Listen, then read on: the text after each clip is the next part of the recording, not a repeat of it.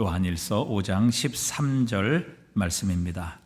우리 다시 한번 읽겠습니다. 요한일서 5장 13절 말씀입니다. 내가 하나님의 아들의 이름을 믿는 너희에게 이것을 쓰는 것은 너희로 하여금 너희에게 영생이 있음을 알게 하려 함이라. 아멘.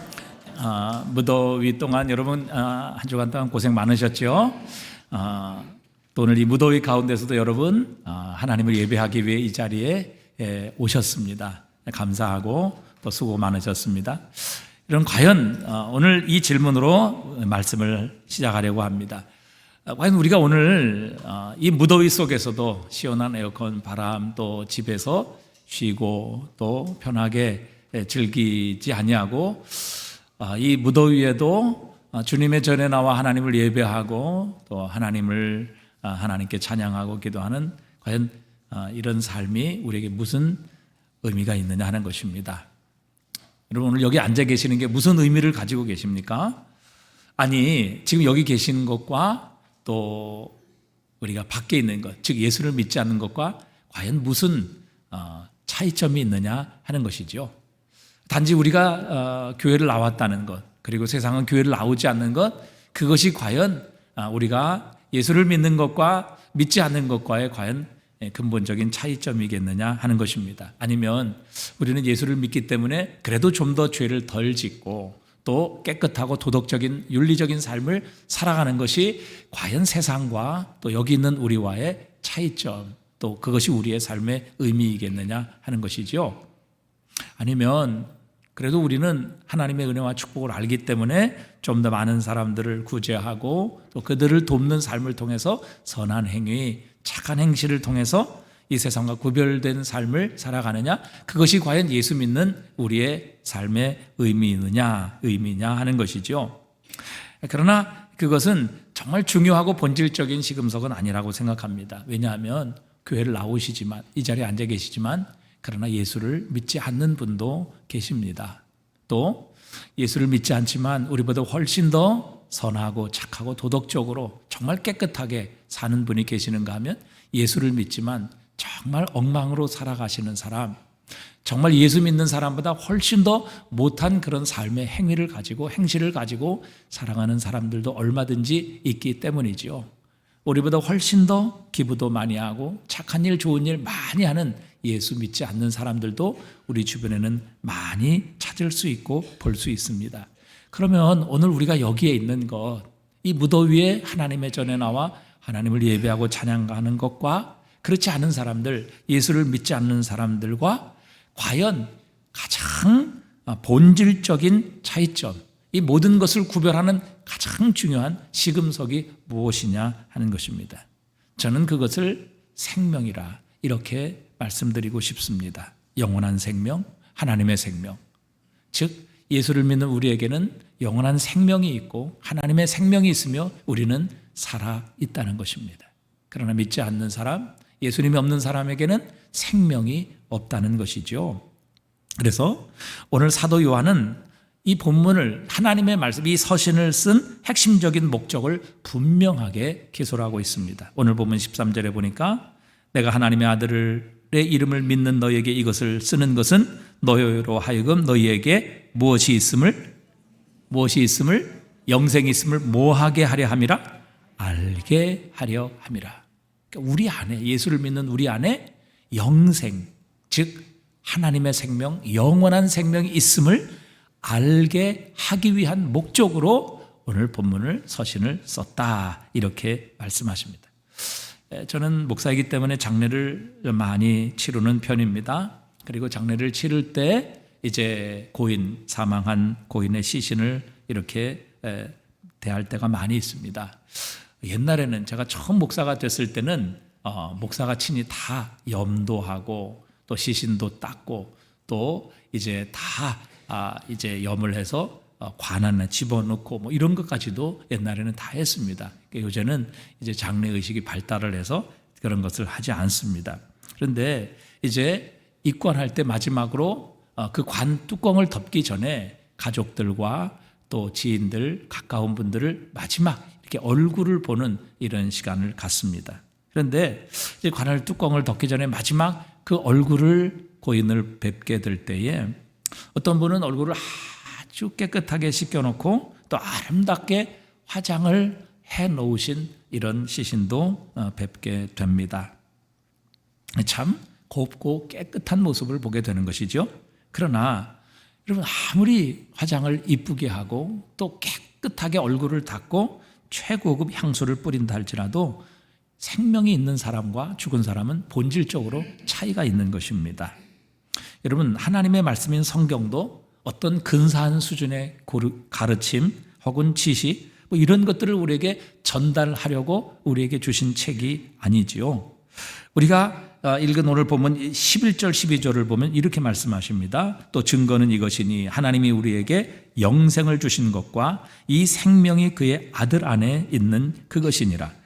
아들이 있는 자에게는 생명이 있고 하나님의 아들이 없는 자에게는 생명이 없느니라 말씀하십니다. 우리 안에 생명이 있다는 것을 알게 하기 위해 이 서신을 썼으며, 생명은 바로 예수 그리스도에 의해 그리고 예수 그리스도를 통해서 하나님께서 우리에게 주시는 선물이라는 것을 선포하고 있습니다.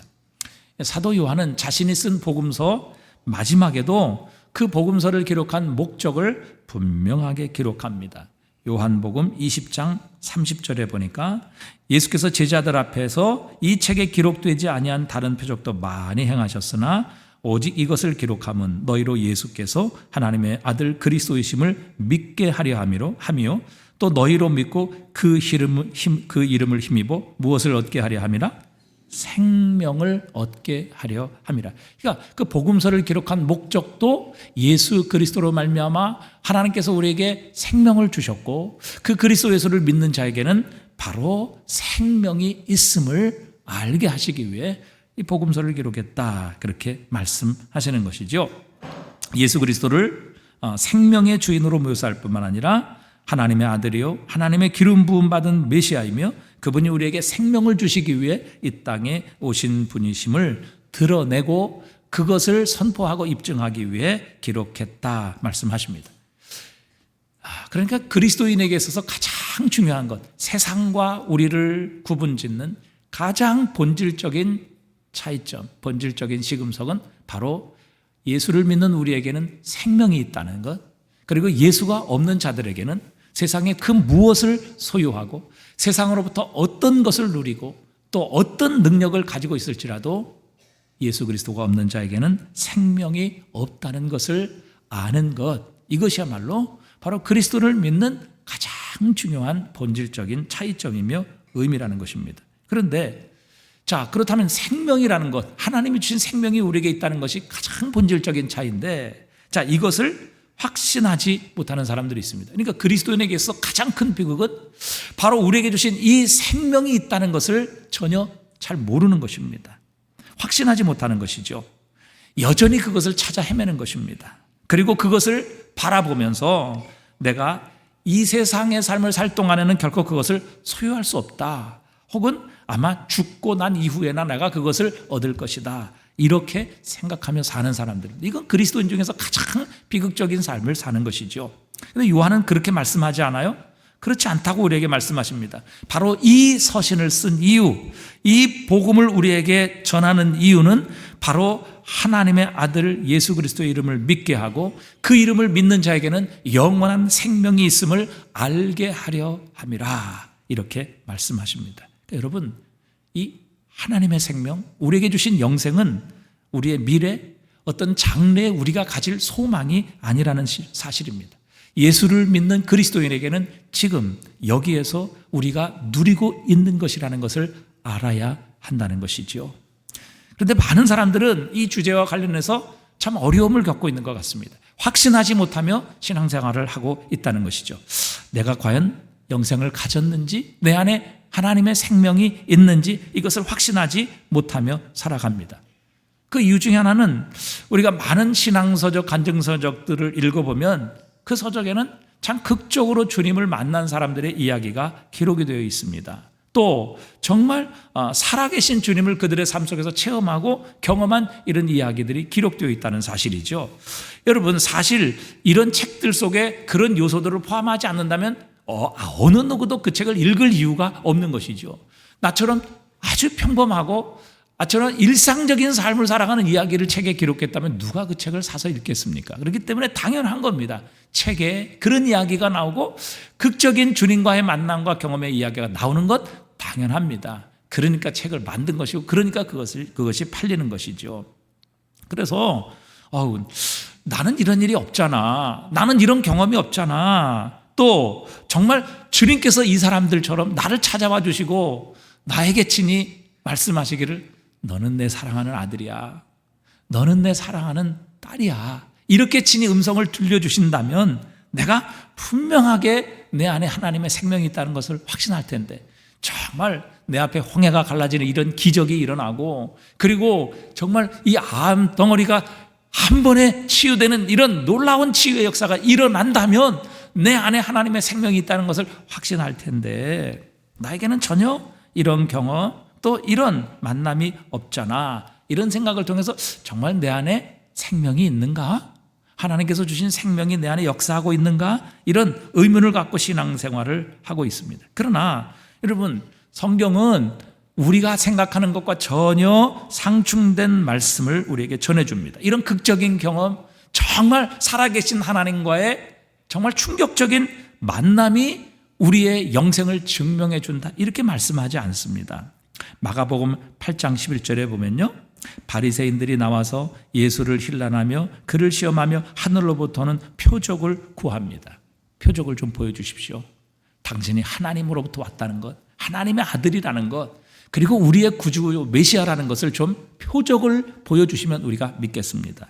그러니까 예수님께서 그 얘기를 들으시고 속으로 깊이 탄식하며 이르시되 어찌하여 이 세대가 표적을 구하느냐? 내가 진실로 너에게 이르노니 이 세대에게 표적을 주지 아니하리라. 이렇게 말씀하세요. 표적을 보여주면 믿겠습니다. 그렇게 유대인들 바리새인들이 이야기를 하자 주님께서는 그들의 마음을 알고 탄식하시며 내가 너에게 표적 보여주지 아니하리라. 이렇게 대답을 하십니다. 주님께서는 우리에게 말씀하세요. 그 주님의 살아계심을 감정적으로 느끼는 자가 구원을 얻을 것이다. 이렇게 말씀하신 적이 없다는 사실이죠. 우리 안에 있는 생명의 확신은 표적을 보는 자가 얻게 될 것이라. 이렇게 말씀하신 적도 없습니다. 오히려 요한복음 6장 47절에 보니까요, 진실로 너에게 이르노니 믿는 자는 영생을 가졌나니. 어떤 자가 영생을 가졌다고요? 믿는 자가 표적을 보는 자가 아니라 그것을 느낌으로 느끼는 자가 아니라 예수 그리스도께서 하나님의 아들이시며 우리를 위해 십자가를 지시고 다시 사신 우리의 구주이심을 믿는 자는 영생을 가졌나니 말씀하십니다. 우리가 잘 아는 요한복음 11장 25절에서도요, 예수께서 이르시되 나는 부활이요 생명이니 나를 믿는 자는 죽어도 살겠고 무릇 살아서 나를 믿는 자는 영원히 죽지 아니하리니 이것을 내가 믿느냐. 이렇게 말씀하셨어요. 로마서 10장 11절에도 보면 성경에 이르되 누구든지 그를 믿는 자는 부끄러움을 당하지 아니하리라. 그를 경험하는 자는, 그를 내 안에 있다고 느끼는 자는 구원을 얻으리라. 부끄러움을 당하리라. 이렇게 말씀하신 적이 없다는 사실이죠. 믿는 자는 구원을 얻으리라. 믿는 자는 영생을 가졌다.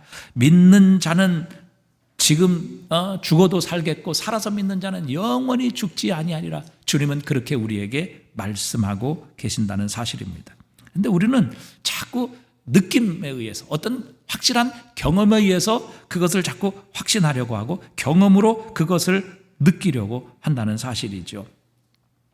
여러분, 이런 이야기가 있습니다. 두 사람이 같은 목적지를 향해서 출발을 했어요. 근데 한 사람은 목적지에 도착을 하니까 그 옷이 흠뻑 젖어 있었습니다.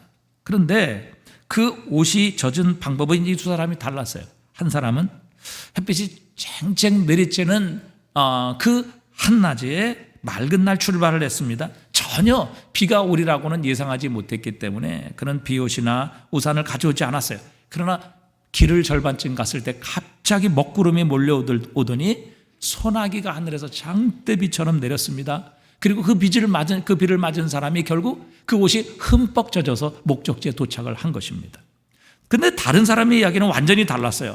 여행하는 도중에 줄곧 이슬비가, 가랑비가 내렸기 때문에 언제 자신이 옷이 흠뻑 젖었는지 전혀 느끼지 못했던 것입니다. 그러니까 내가 언제 옷이 젖었다 이거 말할 수가 없었던 거예요. 그런데 마지막 그 목적지에 도착해 보니까 둘 다 옷이 흠뻑 젖어서 그 옷에서는 물이 흐르고 있었다는 사실입니다. 여러분, 갑작스러운 소나기를 맞고 옷이 젖었든지 혹은 자신도 모르는 사이에 이슬비처럼 가랑비처럼 옷이 젖었든지 여러분, 이것은 전혀 문제가 되지 않는다는 사실이죠. 반드시 거듭나야 하나님의 나라를 볼 수 있느니라, 하나님의 나라를 들어갈 수 있느니라 이렇게 말씀하신 니고데모를 향해서 주님께서 거듭남의 방법, 과정은 신비라 이렇게 말씀하십니다. 요한복음 3장 7절에 보니까요, 내가 네게 거듭나야 하겠다는 말을 놀랍게 여기지 말라. 바람이 임의로 불매 내가 그 소리는 들어도 어디서 와서 어디로 가는지 알지 못하나니 성령으로 난 사람도 다 그러하니라 말씀하십니다. 바람의 소리는 들어도 보이지 않죠. 어디서부터 와서 어디로 불어가는지 전혀 우리는 알 수 없는 것처럼 성령으로 난 사람도 바로 그러하다. 그러니까 우리가 거듭나게 되고 우리 안에 생명이 생기게 되는 것은 하나님의 놀라운 신비다 이렇게 말씀하십니다. 자, 그런데 이 놀라운 사실을 우리가 확신하며 아는 것이 정말 중요한데 그것을 알 때 내 안에 생명이 있다는 것, 그리스도를 믿는 자에게 이 생명을 주셨다는 것을 알 때에 그 생명이 우리 안에서 작동하는데 그 생명이 우리 안에서 역사하는데 우리의 삶을 움직이고 변화시키는데 의외로 많은 분들이 이것을 알지 못하고 확신하지 못하며 살아간다는 것입니다. 그 장애물이 무엇일까요? 자, 첫 번째, 그 장애물은 우리가 하나님의 말씀을 믿음으로 받아들이기보다 오히려 경험과 감정으로 확인하려고 하기 때문입니다. 방금 말씀드렸죠? 그러니까 나의 이 생명과 영생을 확신하는 기준이 이런 어떤 느낌이 되는 거예요. 어떤 아주 극적인 경험이 되는 거죠. 그래서 그런 것이 없으면 내가 구원을 받았나? 내 안에 생명이 있나? 이런 것들을 확신하지 못하며 살아가는 것입니다. 근데 사실 우리 본능적으로 다 이런 걸 경험해요. 보기를 원한단 말이죠. 이런 체험을 우리는 증거를 갖기를 원해요. 그러나 여러분, 이런 생각은 사실 성경의 본질적인 가르침과 상충되는 것입니다. 우리가 어제 금절 시간에도 살펴보았습니다. 제자들은 예수님이 죽인 유대인들이 두려워서 한 집에 모여서 문을 꽉 닫고 있었습니다. 그때 예수님께서 문을 열고 찾아오신 것이 아닙니다. 그 문을 통과하여 예수님 제자들이 모인 곳에 오셨죠. 그리고 그들에게 찾아오셔서 가장 첫 번째 너희에게 평강이 있을지어다 선포하십니다.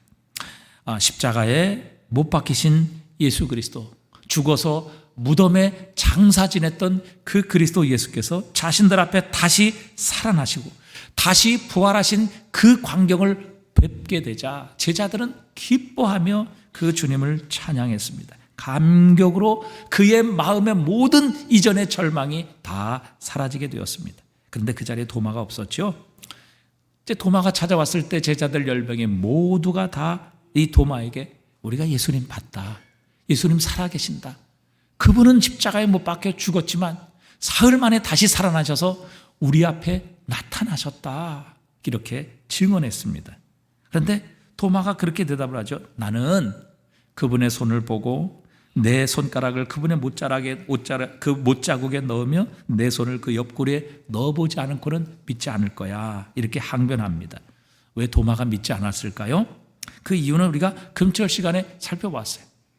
도마는 기질적으로 우울증의 사람, 늘 부정적으로 생각하는 그런 기질 때문일 수도 있고, 또 때로는 그가 받은 큰 트라우마, 예수님의 십자가에 죽는 것을 목격한 그 트라우마 때문에, 혹은 그의 교만 때문에, 또 다른 제자들에게는 나타나셨는데 자기에게는 나타나지 않은 그런 것에 대한 분노 때문에 이 도마는 예수님의 부활하심과 살아계심을 부정하고 믿지 않으려고 했을 수도 있어요. 자, 그리고 이 도마는 좀 더 확실하고 극적인 증거를 요구하게 되었죠. 여드레 후에 예수님께서 다시 제자들에게 오십니다. 그땐 도마도 거기에 있었어요.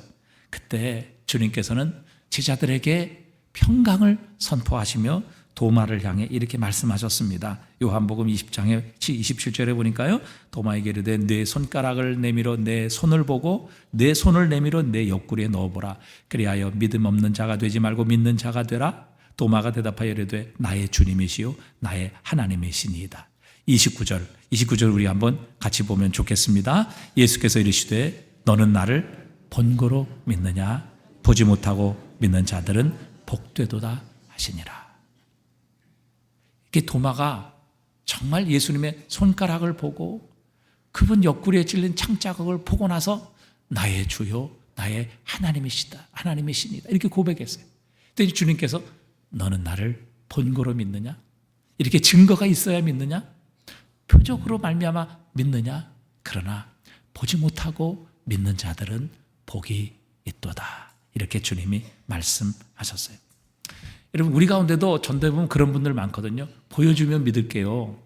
근데 여러분, 그게 어찌 보면 상당히 교만한 말입니다. 왜 그렇습니까? 나를 좀 설득해 봐라. 그래서 분명히 나를 설득하고 나를 이기면 내가 믿겠다. 근데 여러분, 나를 보여주면 믿겠다. 이런 사람들이 보여주면 믿을까요? 여러분, 절대 그렇지 않습니다. 예수님께서 이 땅에 오셔서 얼마나 많은 표적을 보여주셨습니까?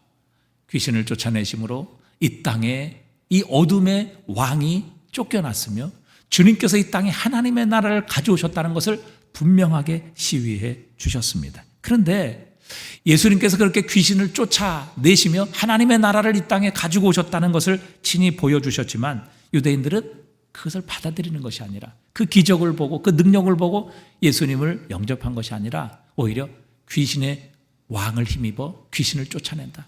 예수님은 귀신의 왕이다. 이렇게 예수님을 비난합니다. 예수님께서 십자가에 죽으신 후 사흘 만에 무덤이 열리고 죽은 자 가운데서 부활하셨습니다. 마태복음에 보면 예수님의 무덤을 지키던 경비병들이 있어요. 그 대제사장들과 또 유대의 장로들이 그 빌라도에게 부탁을 했던 것이죠. 만약에 저 무덤에서 시신이 없어지면 더 난리가 날 겁니다. 그러니까 경비병들을 철저하게 보내서 철저하게 좀 지키십시오. 그래서 그 무덤을 지키던 경비병들이 있었어요. 근데 무덤의 문이 열리고 예수님이 부활한 이 사건을 이 경비병들이 친히 보고 두려워했습니다. 그리고 달려가서 대제사장에게 가서 이 모든 된 일을 증거했습니다. 자기가 친히 보고 경험했던 것이죠. 죽은 자 가운데서 다시 살아나신 예수님, 그 무덤에서 어떤 일이 일어나게 되었는가를 두 눈으로 보고 경험한 사실을 대제사장에 가서, 그것도 로마의 경비병에 가서 보고를 했다고요. 여러분, 얼마나 놀라운 기적입니까? 죽은 사람이 사흘 만에 다시 살아났다는 것, 이건 세상에서 가장 불가능한 기적 아니겠습니까? 그런데 이런 소식을 직접 보고 들은 사람으로부터 들은 대제사장들, 지도자들, 장로들, 여러분, 하나님 가장 잘 믿는다고 하는 사람들 아니에요? 그런데 이 사람들이 뭐라고 군인들에게 말합니까? 돈을 주면서요, 우리가 잘 때 제자들이 시신을 훔쳐갔다, 이렇게 거짓말하도록 그렇게 만듭니다.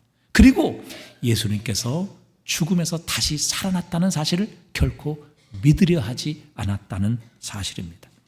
그렇기 때문에 여러분, 표적 보여주면 믿겠습니다? 절대 그렇지 않습니다.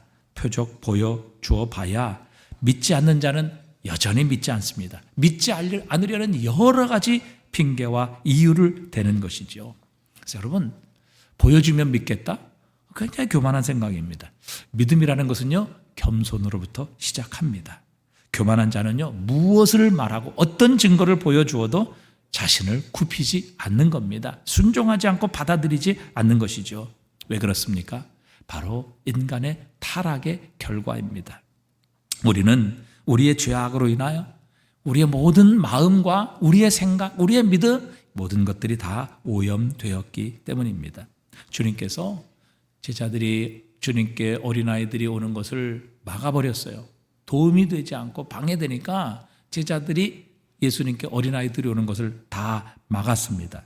그때 제자들을 향해 주님이 이렇게 말씀하셨어요. 누가복음 18장 17절에 보니까 내가 진실로 너에게 이르노니 누구든지 하나님의 나라를 어린아이와 같이 어떻게 하지 않는 자? 어떻게 하지 않는 자요? 받아들이지 않는 자는 결단코 거기 들어가지 못하리라. 그러니까 어린아이처럼 하나님의 나라를 받아들이지 않는 자, 믿지 않는 자, 영접하는 자는 거기에 들어가지 못하리라. 이제 제가 이렇게 손자들이 저희 집에 오면은 가끔 이제 아이들이 잘 밥을 안 먹잖아요. 그래서 이제 밥을 지금 먹이면 다 도망가고 막 그래요. 그래서 이제 손자에게 그런 얘기를 해. 야, 밥 먹으면 할비가 자동차 사줄게. 이렇게 얘기한단 말이죠. 그러면 손자가 저한테 할아버지, 그럼 표적 좀 보여주세요. 이렇게 얘기 안 해요. 할아버지 지갑 좀 봐요. 이렇게 얘기 안 한다고요. 할아버지가 얘기하면요, 그 얘기를 그대로 믿어요. 그리고 입을 벌리고 밥을 받아 먹거든요. 할아버지의 능력이 어떤지, 과연 그게 가능한지, 이런 거 아이들은요 전혀 의심하지 않고 뭐해요? 그 말을 그대로 받아들이는 거예요. 이게 바로 어린아이라는 것이죠. 예수님이 그 말씀을 하시는 거예요. 누구든지 하나님의 나라를 어린아이와 같이 받아들이지 않는 자는 결단코 거기 들어가지 못하리라. 그러니까 여러분, 교만한 자는요 자기 자신의 교만 때문에 결국 천국에 들어가지 못하는 거예요. 어린아이처럼 순수하게 믿음을 가지고 예수님의 말씀을 믿고 하나님의 나라를 받아들이는 자는 천국에 들어가게 될 것이다 말씀하셨어요. 여러분, 우리가 너무 표적, 느낌, 굉장한 사건, 이런 것을 통해서 내 안에 영생이 있다는 것을 알고 확신하려면 우리는 반드시 넘어집니다. 예수를 믿을 때 하나님께서 우리에게 영원한 생명을 주신다는 것, 아들이 있는 자에게는 생명이 있고 아들이 없는 자에게는 생명이 없느니라, 이 말씀을 믿고 받아들이는 것. 그래서 내가 예수 그리스도를 나의 주로 믿기 때문에 그 주님께서 내 안에 생명을 주셨다, 내 안에는 영원한 생명이 있다, 이것을 알고 믿는 자는 바로 그 심령과 그 삶 속에 생명의 역사가 작동하는 것입니다. 생명의 역사가 일어나게 하시는 것이죠. 그 믿음이 바로 우리 안에 있는 생명을 확신하게 만드는 것입니다. 그래서 여러분, 너무 어떤 표적, 기적, 느낌, 이런 것을 통해서 내 안에 생명이 있다는 것을 확신하려고 하면 우리는 넘어지게 되는 겁니다. 두 번째 이유, 여러분, 우리에게 영생이 있다고 확신하기 전에 때로는 우리는 완전하고 죄가 없어야 한다, 이런 생각을, 이런 오해를 갖는 분도 있어요. 영생이 있음을 분명하게 믿지만 내 자신을 볼 때 자꾸 이렇게 또 죄를 짓는단 말이에요. 넘어진단 말이죠. 과연 이런 나에게 과연 하나님의 영원한 생명, 하나님의 임재를 허락해 주셨을까? 그래서 내가 소유하고 있는 이 영생을 확신하지 못하는 것이죠. 자, 그런데 여러분, 요한일서에서 이 사실을 이미 우리에게 해결해 주셨어요. 요한일서 1장 8절, 만일 우리가 죄 없다고 말하면 스스로 속이고 또 진리가 우리 속에 있지 아니할 것이요, 만일 우리가 죄를 자백하면 그는 미쁘시고 의로우사 우리 죄를 사하시며 우리를 모든 불의에서 깨끗하게 하실 것이요, 만일 우리가 범죄하지 아니하였다 하면 하나님을 거짓말하는 이로 만드는 것이니 또한 그의 말씀이 우리 속에 있지 아니하리라. 여러분, 중요한 것은 우리 안에 이런 영적인 싸움이 있다는 것. 정말 하나님 사랑하고 싶은데, 예수님 닮고 싶은데, 정말 예수님의 삶으로 내가 나의 지금 현재 이 자리에서 살아가고 싶은데 그것을 살지 못함으로 말미암아 내 안에서 일어나는 갈등, 바울처럼 내 마음은 원이로되 정말 내 육신이 결국에는 나를 죄로 사로잡아가는 이런 영적인 갈등과 싸움이 우리 안에 있다는 것. 여러분, 그 자체가 바로 우리 안에 생명이 있다는 것을 증거하는 것입니다. 갈라디아서 5장 17절에 보니까요, 육체의 소욕은 성령을 거스리고 성령은 육체를 거스르나니 이 둘이 서로 대적함으로 너희가 원하는 것을 하지 못하게 하려 함이니라.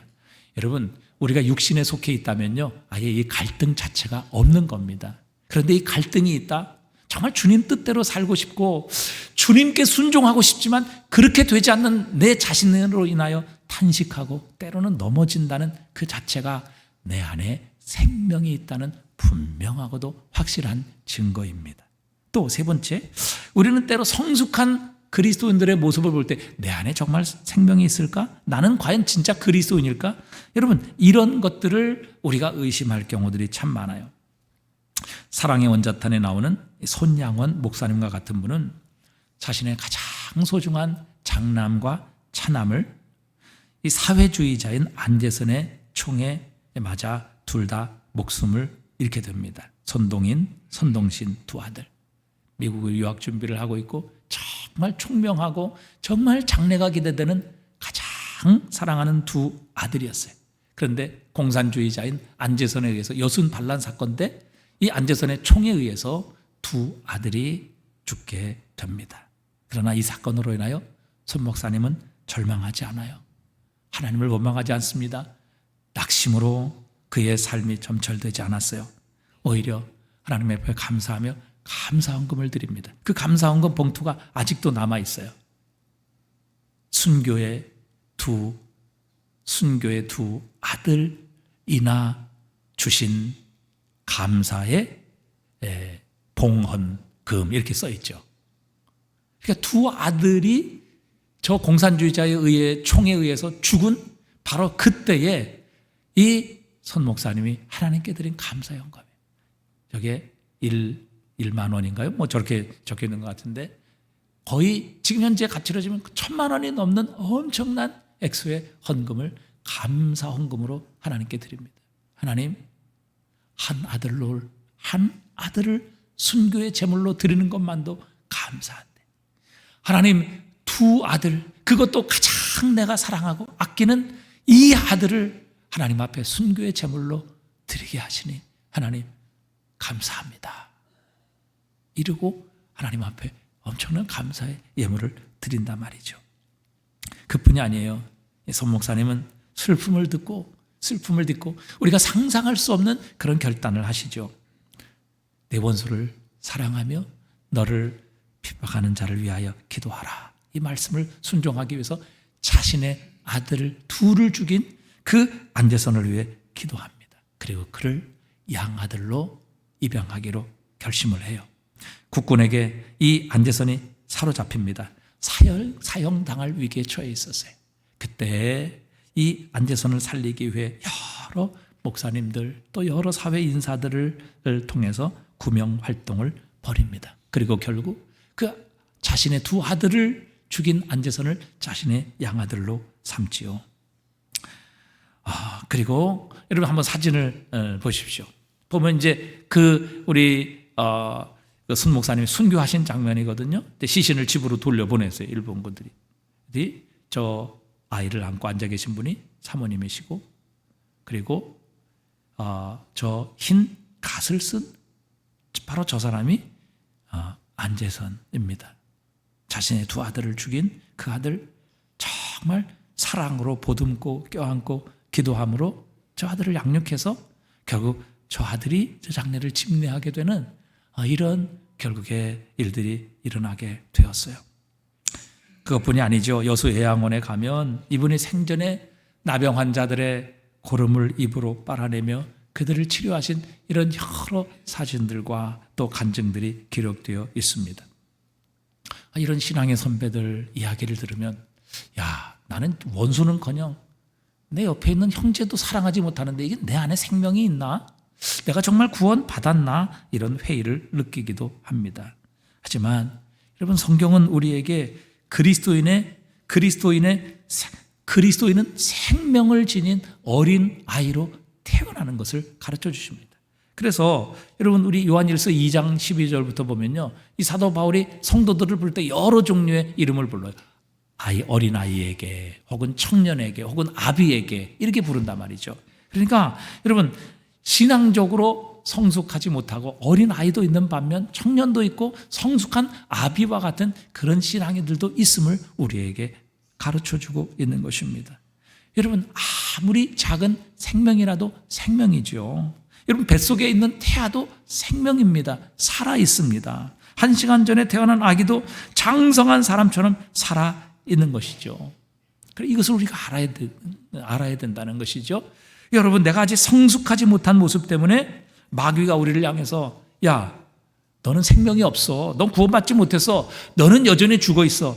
여러분, 이런 비난 통해, 이런 잘못된 말을 통해 우리에게 주신 이 놀라운 영적인 축복, 우리 안에 생명이 있음을 아는 이 확신을 빼앗기지 말아야 한다는 사실이죠.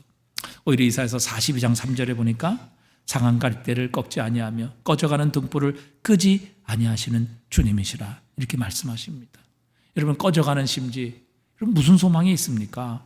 그게 과연 다시 살아날 수 있겠습니까? 여러분, 기름 다 떨어지고 이제는 심지를 태우는 그 꺼져가는 심지, 연기만 피우고 빛도 발하지 못하는 그런 심지. 그런데 주님께서는 그런 꺼져가는 심지도 등불도 끄지 않으시는 주님이시다.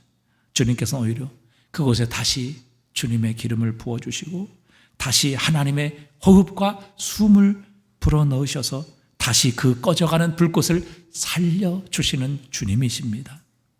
비록 우리 안에 꺼져가는 심재와 같은 생명일지라도 그것이 하나님께서 주시는 생명임을 확신하며 그것을 끄지 아니하시고 다시 살게 하시는 우리 주님을 우리는 찬양해야 합니다. 여러분, 우리 안에 예수 그리스도로 말미암아 하나님께서 주신 생명이 있음을 알 때, 그 생명이 있음을 확신하게 될 때에 우리는 생명의 삶을 살아가게 되는 것입니다. 이 생명의 능력이 내 안에서 작동하기 시작하는 것입니다. 우리는 생명이 없는 세상과 본질적으로 다른 삶을 살아갈 수 있게 되는 것입니다. 우리가 확신해야 할 가장 중요한 성경의 메시지입니다. 여러분, 우리가 아무리 열심히 봉사하고 정말 열심히 충성하고 모든 것을 다해 순종하고 헌신했는데 결국 내 안에 생명이 있음을 확신하지 못한다? 여러분, 그럼 봉사와 충성, 예배, 평생의 섬김이 무슨 의미가 있겠습니까? 그러나 내 안에 하나님의 생명이 있다는 것을 확신하게 될 때 다른 모든 것들도 의미를 갖게 되는 것입니다. 하나님 앞에 상급으로 나타나게 되는 것이죠. 주님은 이 생명을 우리에게 주시기 위해 오셨습니다. 예수를 믿는 자에게는 생명이 있습니다. 아들이 있는 자에게는 생명이 있고 아들이 없는 자에게는 생명이 없느니라. 아들이 없는 자에게는 세상 무엇을 가지고도 어떤 지식, 어떤 능력, 어떤 재물을 가지고 있을지라도 어떤 세상의 인정과 존경을 받을지라도 그에게는 생명이 없습니다. 왜요? 아들은 생명을 주시는 분이시기 때문입니다. 요한복음 10장 10절 도둑이 오는 것은 도둑질하고 죽이고 멸망시키려는 것뿐이요 내가 온 것은 양으로 생명을 얻게 하고 더 풍성히 얻게 하려는 것이라. 이 예수를 믿으면 생명을 얻습니다. 생명을 주십니다. 이 예수를 믿으면 우리 안에 생명이 있습니다. 이것을 알고 확신할 때 그 생명이 우리 속에서 작동하고 살아 역사하며 우리의 삶을 움직이게 하시는 겁니다. 그리고 하나님이 주신 생명은 영원한 것입니다. 어느 누구도 하나님께서 예수 그리스도를 통해서 주신 생명을 우리에게서 빼앗아갈 수 없습니다. 이것은 우리 자신도 포함되는 것입니다. 요한복음 10장 28절 우리 한번 다 같이 읽어보겠습니다. 내가 그들에게 영생을 주노니 영원히 멸망하지 아니할 것이요 또 그들을 내 손에서 빼앗을 자가 없느니라. 그들을 주신 내 아버지는 만물보다 크심에 아무도 아버지의 손에서 빼앗을 수 없느니라. 아멘. 여러분, 내 안에 생명이 있습니다. 그 생명은 영원합니다. 세상의 어느 누구도 하나님께서 그리스도 예수를 통해서 주신 이 생명을 빼앗아갈 수 없습니다.